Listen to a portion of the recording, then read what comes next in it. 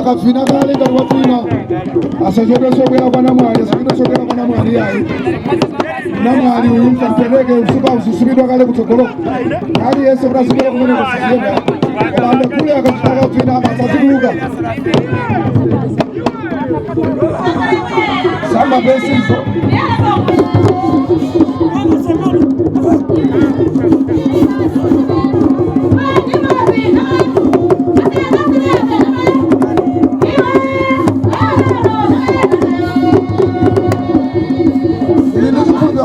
mzungu wala wayo adala wa kumatiko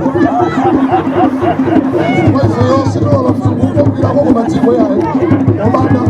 unafukuza kuni mzungu wamena yuwalo wakudambwe abeda kujadilani sikomo kwa mbili mzungu wajikanjeka ya akwalika kuli sisi ya kanadina longo samena